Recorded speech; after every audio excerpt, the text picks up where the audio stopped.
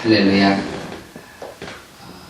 이 시간에는 우리는 어떻게 구원을 받을 수 있는가 두 번째 시간으로 믿음에 관해서 말씀을 드리고자 합니다. 기독교는 구원의 종교입니다. 하나님께서는 우리를 구원하시기 위해서 예수 그리스도를 이 땅에 보내주셨습니다. 그래서 예수님 탄생할 때도 천사를 통해서 요셉에게 현몽하시고 아내가 아기를 낳을 때 그 이름을 예수라 하라. 이는 그가 자기 백성을 저희 죄에서 구원할 자이십니다. 이러한 의미로서 예수님을 이 땅에 보내주신 걸 볼 수 있습니다. 요한복음 3장 16절에서 하나님이 세상을 이처럼 사랑하사 독생자를 주셨으니 이는 저를 믿는 자마다 멸망치 않고 영생을 얻게 하려 하심이라 그랬습니다.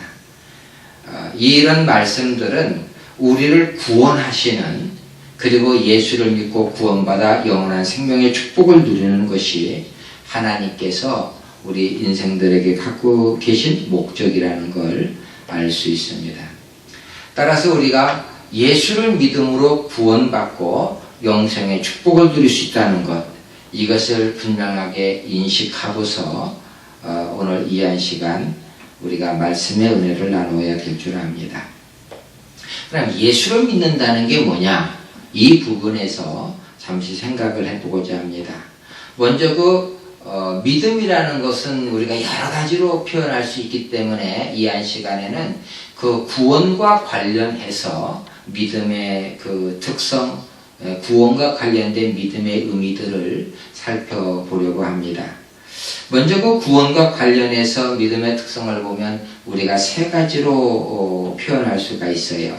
한 가지는 뭐냐면 믿음은 우리 영혼을 구원한다 하는 겁니다. 누가복음 7장 50절에서도 향유 옥합을 깨트려서 자신의 머리털로 예수님의 발을 씻은 여인에게 예수님께서 여자에게 이르시되 내 믿음이 너를 구원하였으니 평안히 가라, 이렇게 말씀하시는 걸 볼 수 있습니다. 어떠한 죄가 있든지 간에 그가 예수께 나와서 예수님을 영접할 때에, 믿을 때에 예수님께서는 그 믿음을 보시고 구원의 축복을 하셨습니다. 히브리서 10장 39절 말씀에도 우리는 뒤로 물러가 멸망할 자가 아니요 오직 영혼을 구원함에 이르는 믿음을 가진 자니라 그랬습니다. 우리는 믿음을 가진 자인데 이 믿음은 어떤 믿음이냐? 영혼을 구원하는 믿음이다, 이렇게 말씀하고 있습니다.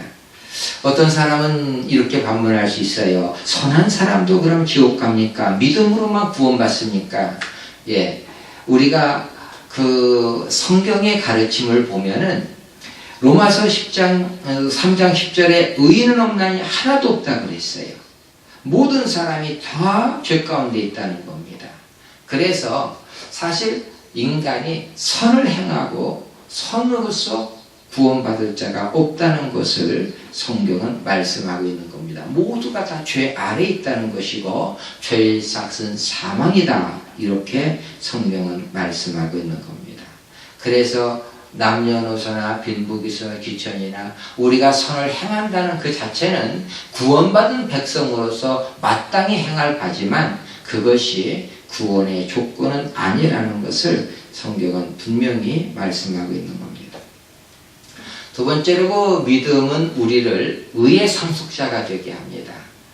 노아에 대한 그 성경의 말씀을 보면은 히브리서 11장 7절에 노아는 경고하심을 받아 경외함으로 방주를 준비하여 그 집을 구원하였다 그랬습니다.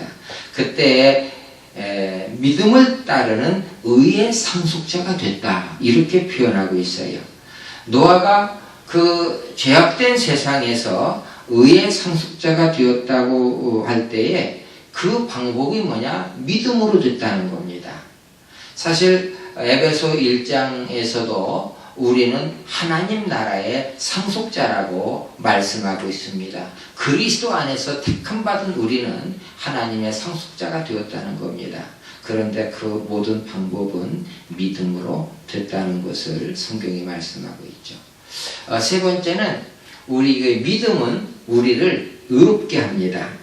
그래서 내가 하나님을 믿을 때 하나님이 우리에게 의롭다고 인정해 주시는 거예요. 예수를 믿을 때 예수님을 믿는 그 믿음으로 인해서 하나님께서는 우리를 의롭다고 하시는 거죠. 믿는다는 것이 내 공로는 아닙니다. 믿음의 공로로 우리가 의로워지는 게 아니죠. 왜냐하면 믿는다는 것은 예수께서 나의 죄를 대신 담당해 주신 구세주임을, 나의 구세주임을 믿음으로 받아들이는 겁니다. 이때 내가 예수님을 받아들일 때 예수의 피가 나의 모든 죄를 다 씻기 때문에, 대속하기 때문에 하나님께서는 예수 안에 있는 나를 보고서 의롭다고 인정해 주신다. 친의다. 이렇게 말씀하고 있어요. 그래서 예수 안에서 의로워지는 것, 이것이 뭐냐면 하나님의 은혜입니다. 나의 공로가 아니라 이 의로워지는 것은 하나님의 은혜라는 것을 우리가 깨닫게 됩니다.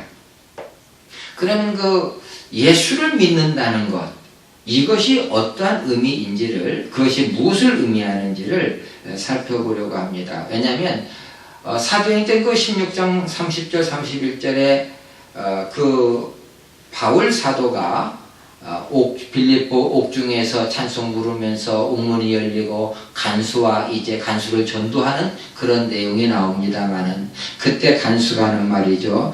선생들이여, 내가 어떻게 하여야 구원을 얻으리까?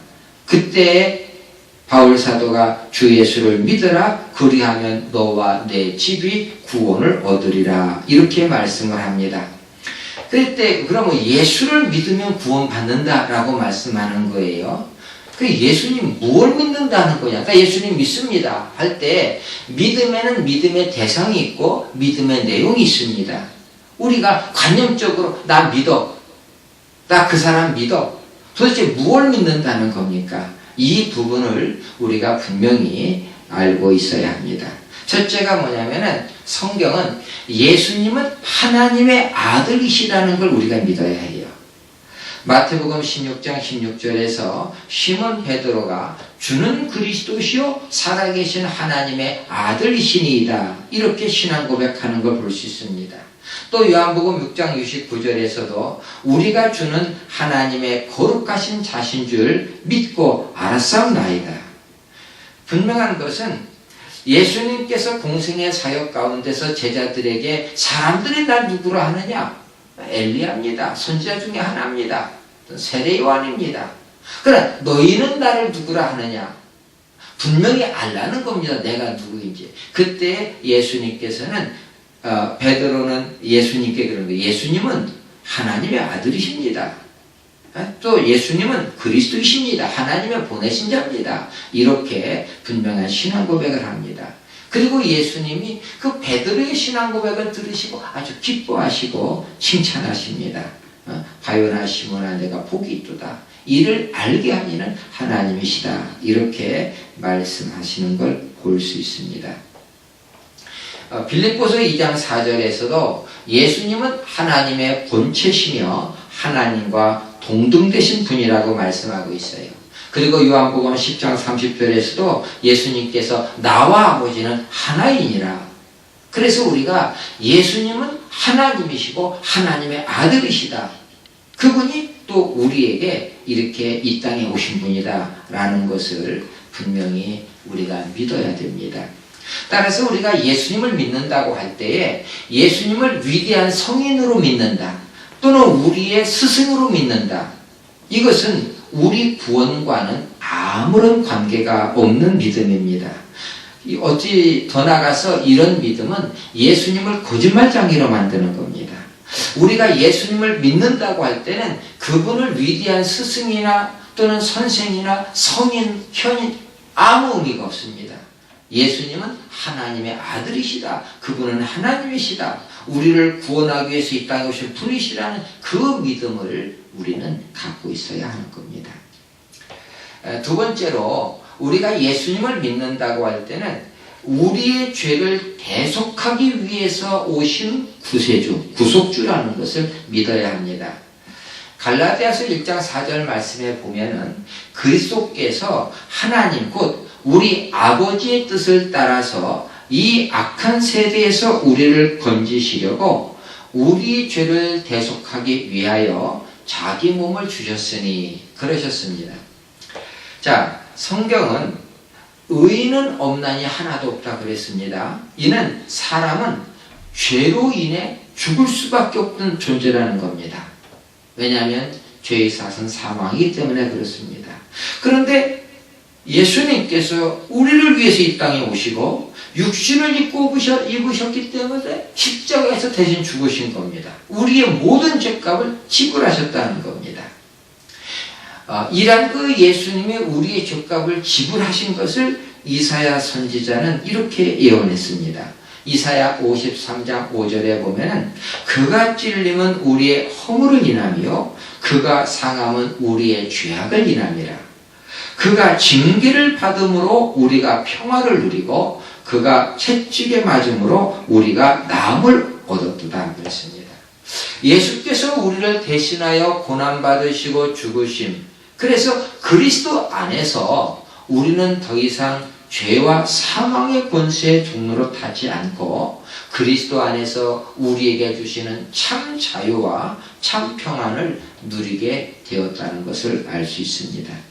따라서 우리가 대속의 주님, 나를 대신해서 죄값을 치르신 주님을 믿을 때 우리는 이제는 죄의 종에서 해방되는 겁니다.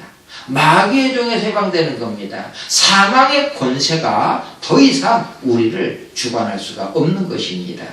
거기서 우리는 주께서 주신 자유, 주님이 주신 참 평안을 우리가 누리게 되는 것입니다. 예수님의 십자가의 대속의 은혜는 나를 위해서 예수께서 죽으셨다는 역사적 사실뿐만 아니라 그 사건에 내가 동참을 해서 나도 예수와 함께 죽는, 그러니까 이런 체험이 있어요. 우리가 예수님의 대속을 믿는 자들, 즉 십자가의 죽음, 나를 위한 십자가의 죽음이라는 것을 믿는 자들에게 오는 하나님의 은혜, 공통된 은혜가 있어요. 그게 바로 갈라디아서 2장 20절의 은혜예요. 내가 예수와 함께 십자가에 못 박혔다. 예수님이 죄에서 죽으실 때 나는 이미 죽은 자가 되는 겁니다. 그래서 그 믿음으로써 내가 주님과 연합이 되는 거예요. 그리고 예수님의 죽으심에 나도 죽고 예수님의 살으심에 나도 산다. 그래서 뭐냐면 내가 예수님과 연합한 자가 되고 내 안에 예수님이 살아계시는 이 놀라운 은혜를 우리가 누릴 수가 있게 되는 겁니다. 따라서 우리는 철저하게 예수님의 대속의 은혜를 누리면서 내 안에 살아계시는 예수님, 그것을 늘 의식을 하면서 주님과 더불어 사는 생활을 힘써야 될 줄 압니다. 세 번째로 예수님은 잠자는 자들의 첫열매가 되셨고 그래서 모든 믿는 자들에게 생명의 주이시라는 걸 우리가 믿어야 합니다.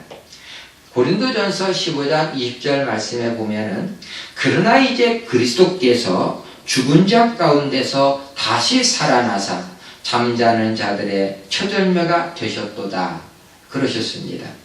또 사도행전 3장 15절에 보면 너희가 생명의 주를 죽였도다. 그러나 하나님이 죽은 자 가운데서 그를 살리셨으니 우리가 이 일의 증인이라.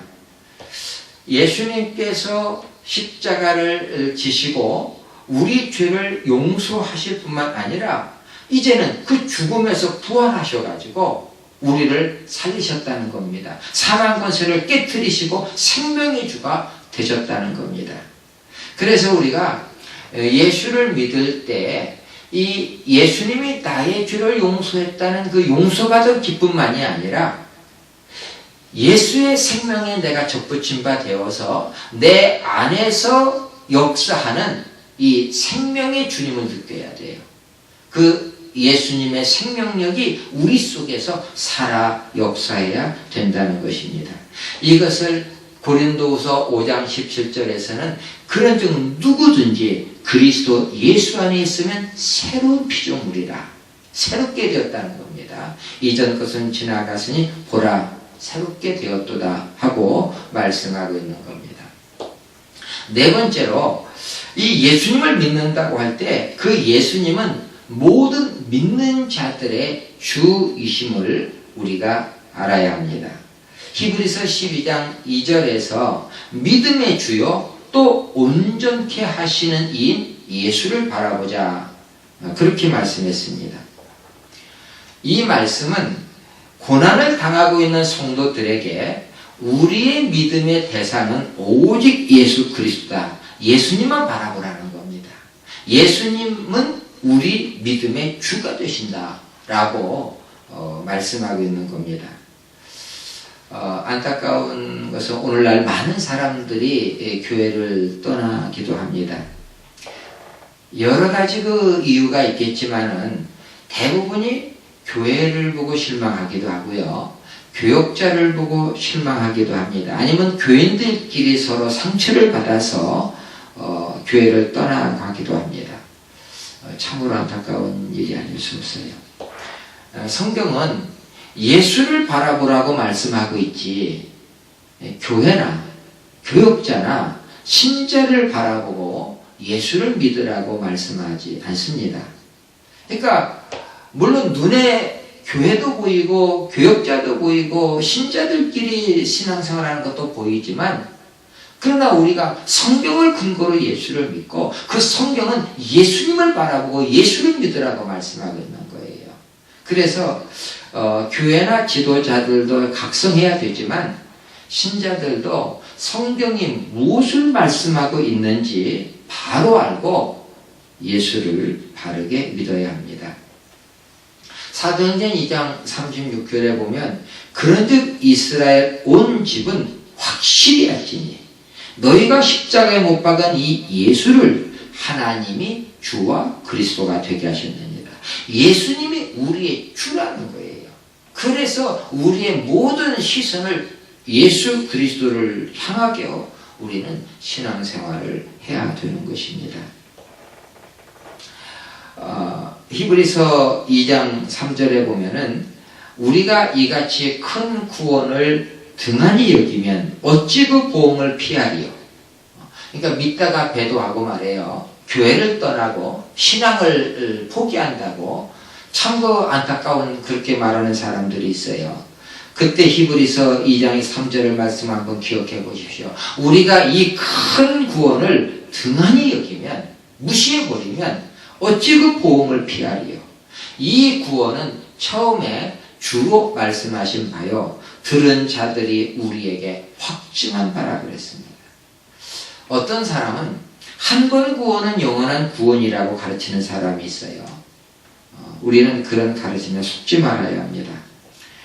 마귀는 자기의 때가 얼마 남지 않았기 때문에 할 수만 있으면 택한 자라도 넘어뜨리려고 합니다.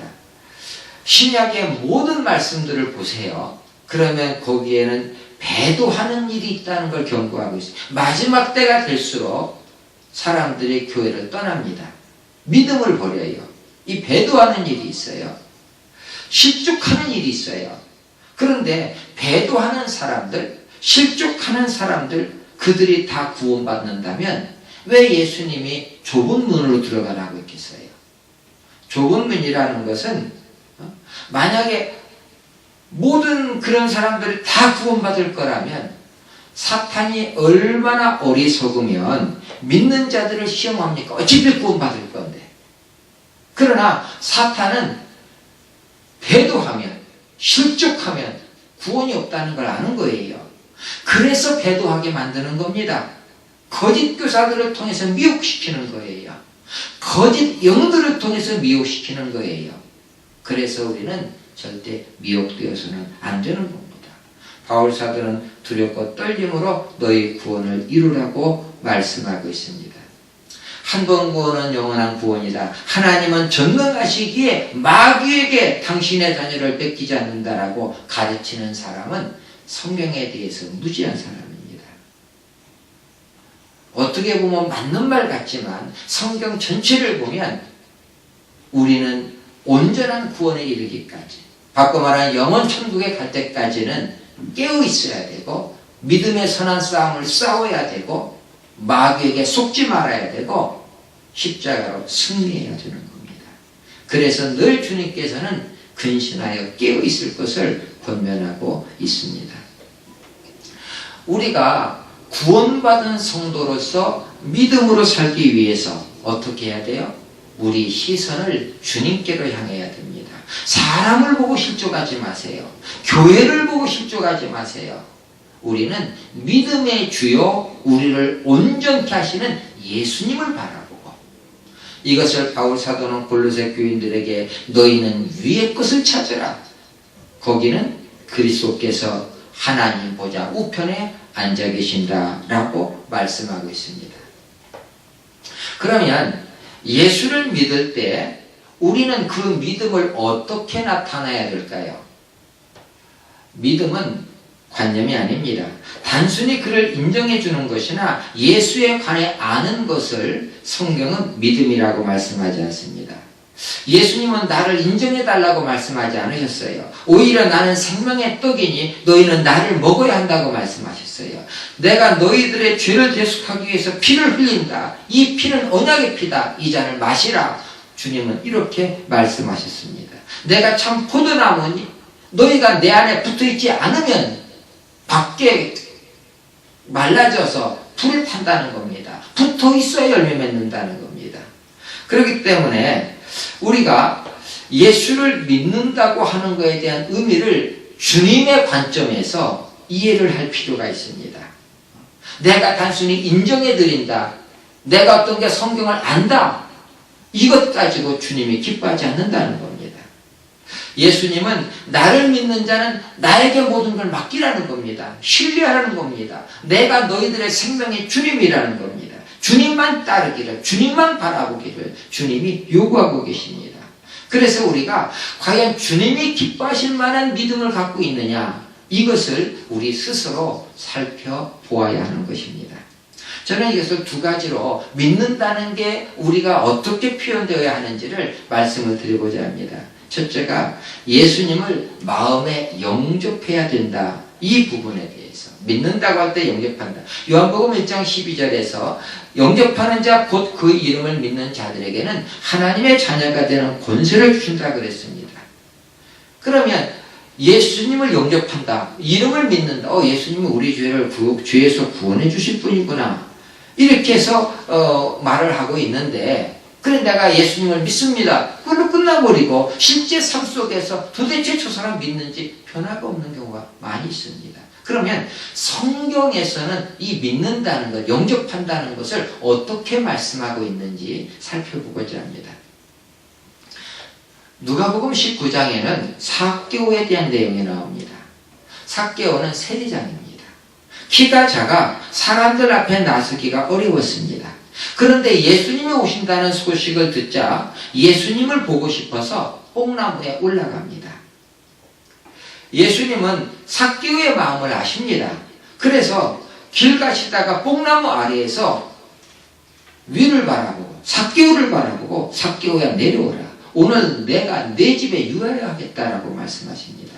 그 말을 듣자마자 삭개오는 즉시 내려와서 예수님을 자기 집에 모시고 너무 잔치를 벌입니다. 그리고 내가 누구에게 토색한 것이 있다고 하면 세리장이니까 그러면서 하는 말입니다. 내가 토색한 것이 있으면 사변을 갖겠나이다, 이렇게 말합니다. 예수님은 이러한 삭개오를 기뻐하시면서 오늘 이 집에 구원이 이르렀다, 이렇게 축복하십니다. 삭개오는 세리장이기에 받아야 하는 비난이 있습니다. 그 당시에 얼마나 많은 사람들이 세리를 창기처럼 여기면서 멸시했는지 모릅니다. 그런 비난이 있고요. 또 키가 작다는, 그래 사람들 앞에 나서기가 어렵습니다. 핸디캡이 있습니다. 그럼에도 불구하고 주님께 나아가고자 하는, 주님을 만나고자 하는 열망이 있었어요. 주님이 오늘 내 집에 유하겠다고 하니까 즉각적으로 순종합니다. 예수님을 모신 후에는 이전의 생활을 청산하고 새로운 삶을 살 것을 모든 사람 앞에서 선언해요. 토식할 걸 사변하겠습니다 하면서 고백하는 겁니다. 예수님을 영접한다는데 어떤 신앙적 결단이 따라야 하는지 이것을 우리가 삭개오를 통해서 잘 보게 되는 겁니다. 또 사도행전 그 10장과 11장에 보면은 로마의 백부장 고넬료에 대한 내용이 나옵니다. 그는 기도하던 중에 하나님의 사자의 음성을 듣고 베드로를 자기 집에 초청을 합니다. 베드로는 환상 중에 주의 음성을 듣고서 당시 그 유대인들이 이방인하고 교제하고 그 집에 들어가 식사하고 이게 불법으로 됐어요. 그런데 그걸 알고도 주님의 명령이니까 순종하면서 고넬료의 집에 갑니다. 그런데 정작 놀라운 게 뭐예요? 고넬료 그 로마 백부장 아닙니까? 그 고넬료가 당시의 속국인 유대인, 그것도 시골 출신 어부입니다. 베드로는 그를 자기 집에 초대해서 그 베드로의 설교를 듣겠다는 겁니다. 이 생각 자체가 얼마나 놀라운 겁니까? 그런데 정말 놀라운 것은 베드로가 그의 집에 왔을 때에 이 백부장 고넬료가 취한 행동입니다. 사도행전 10장 24절 25절에 이렇게 말씀하고 있어요. 이튿날 가이사라에 들어가니 베드로가 들어가는 겁니다. 고넬료의 집에. 고넬료가 그의 친척과 가까운 친구들을 모아 기다리더니 마침 베드로가 들어올 때에 고넬료가 맞아 발 앞에 엎드려 절하니 로마의 백부장이 속국인 유대인의 어부 출신에게 친척과 가까운 친구들을 모아놓고서 그 발 앞에 절하는 거예요. 물론 베드로는 당연하게 받진 않습니다. 나도 똑같은 사람이라고 이렇게 합니다마는 여러분 이 장면에 상상이 갑니까? 여러분이 고넬료라면 어떻게 행동했겠습니까? 지금 우리는 백부장의 겸손을 말하려는 게 아니라 예수님을 영접한다는 것이 어떤 것인지를 살펴보고 있는 겁니다. 고넬료의 사회적 신분, 그의 지위, 이게 어디에 있습니까? 친구들 앞에서, 가족들 앞에서 그의 체면과 자존심 어디 갔습니까? 나는 내 인생의 최고의 귀빈을 어떻게 맞이하고 있는지, 나는 어떤 자세로 예수님을 영접하고 있는지 우리가 스스로 돌이켜봐야 합니다. 우리가 마음으로 예수님을 영접했다는 것은 내 마음의 보좌에 예수님을 모시는 겁니다. 어떤 이는 내 마음의 왕좌에 자기가 여전히 주인으로 타고 있어요. 앉아서. 그러나 예수님을 영접한 사람은 예수님이 내 마음의 왕좌에 앉은 겁니다. 왕좌에 예수님을 모셔드리는 겁니다. 그리고 주님 어떡하실래요? 주님의 뜻이 뭡니까? 어떻게 주님을 기쁘시게 할까? 우리가 우선순위가 바뀌게 되는 겁니다. 내가 주님을 기쁘시게 할 거냐? 나를 기쁘게 할 거냐? 세상과 짝할 거냐? 아니면 하나님을 가까이 할 거냐? 선택과 결단에서 예수님을 영접한 사람은 언제나 그의 나라와 그의 의를 먼저 구하는 기본 신앙 자세가 되어야 한다는 것입니다. 두 번째로 우리가 믿음을 표현할 때에 성경은 주의 이름을 불러야 된다는 걸 말씀하고 있어요. 사도행전 2장 21절 베드로의 설교에서 누구든지 주의 이름을 부르는 자는 구원을 얻으리라 말씀했습니다. 이 주의 이름을 부른다는 게 뭐냐? 우리가 예수님 하는 그런 차원입니까? 우리가 소경이며 거지였던 바디메오를 살펴볼 필요가 있습니다. 마가복음 10장 46절로 48절에 나오는 말씀입니다. 저희가 여리고에 이르렀더니 예수께서 제자들과 허다한 무리와 함께 여리고에서 나가실 때에 디메도의 아들인 소경거지 바디메오가 길가에 앉았다가 나사렛 예수시란 말을 듣고 소리질러 가로되 다윗의 자손 예수여 나를 불쌍히 여기소서 하거늘 많은 사람이 꾸짖어 잠잠하라 하되 그가 더욱 심히 소리질러 다윗의 자손이여 나를 불쌍히 여기소서 하는지라. 자신에게는 소경이며 거지라는 결정적인 핸디캡이 있습니다. 다른 사람이 외면해버리면 살아갈 길이 막막합니다. 그런데 그 사람들이 잠잠하라고 누릅니다. 그럼에도 불구하고 이 핸디컵을 겁내지 않고서 더 주님께 부르는 걸 볼 수 있습니다. 주변의 반대가 심했지만 용기를 내어서 성경은 뭐라고 표현하고 있어요? 더욱 시리 소리질러 당신 자손 예수여 나를 불쌍히 여기소서 이렇게 말하고 있습니다. 우리는 어떤 마음으로 주님을 부르고 있는가 한번 돌이켜봐야 합니다. 초대교회 성도들은 한 마음으로 주님을 찬송했습니다. 그래서 주님을 부를 때에 기쁨으로 주님을 높여드립니다 하는 이러한 부름이 있습니다. 그런가 하면은 환난 당할 때에 마치 그 사도행전 4장 29절에 보면은 성도들의 어려움을 당할 때 이렇게 고백합니다. 주여 이제도 저희의 위협함을 하감하옵시고 또 종들로 하여금 담대히 하나님의 말씀을 전하게 하여 주옵시고.